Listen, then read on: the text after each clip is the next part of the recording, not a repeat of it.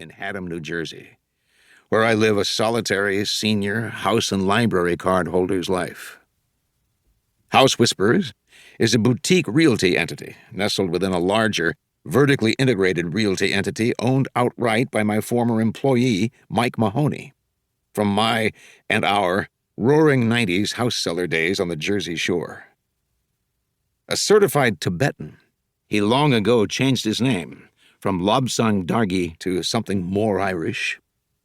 Mike got seriously rich by noticing a new market of well-financed Tibetan investors itchy to buy distressed New Jersey beach property left behind by the latest hurricane.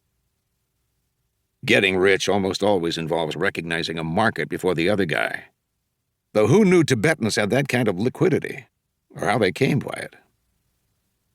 From selling distressed beach holdings, Mike moved swiftly, using his newfound asset position to leveraging the purchase of hundreds of once regular family homes in Topeka, Ashtabula, Cedar Rapids, and Caruthersville, Georgia. Residences which had become problematic for their owners due to tax liens, deferred maintenance, owner infirmity, fixed income woes, unpaid alimony, etc. These houses he fixed and still fixes up on the cheap, using outsourced construction crews, assigning their upkeep to maintenance companies he owns. Then securitizes the buildings into widgets he sells as shares on the Tokyo Exchange to anybody, often other Tibetans, ready to take a risk. After which he rents them, sometimes back to their prior owners. Every bit of this shenanigan is perfectly legal following the lost decade of housing, when the banking sector went prospecting for richer seams. HSP, Mike's umbrella company, is called Himalayan Solutions Partners. There are no partners.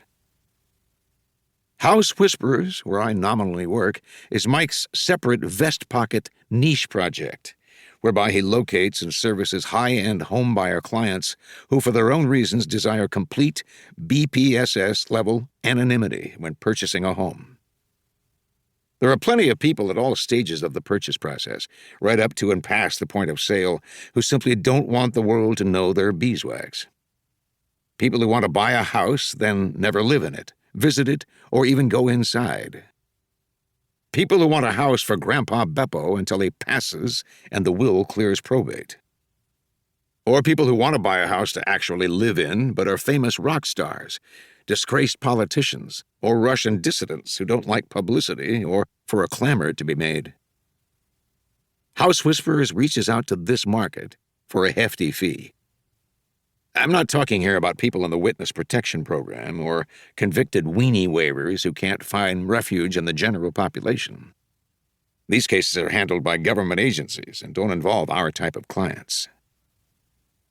I, years ago, let my own realtor's ticket lapse, but I have been willing to come on board with Mike to jolt myself awake and out of my house in the aftermath of divorce, and my second wife, Sally Caldwell, deciding to dedicate her life to one of service by counseling the grieving on distant shores, where a whole lot of grieving presumably goes on. She has recently taken orders as a lay nun, so a happy reconfiguring of our married life is likely not in sight.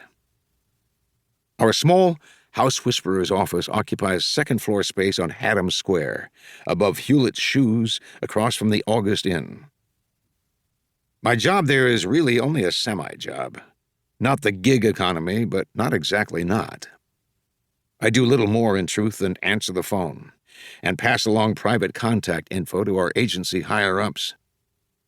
My minimal duties, however, afford, as one of their side attractions, the chance to dispense granular, ground-level, real-time real estate intel to people who've misunderstood our internet grill, which states we are confidential consultants offering unique home-buying strategies to an uncommon clientele.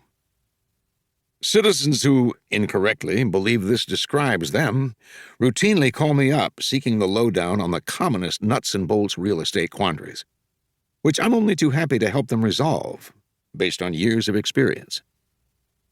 How, for instance, does a reverse mortgage really work, and at age 92, with comorbidities, should I jump into one? No. What's the downside on Chinese drywall from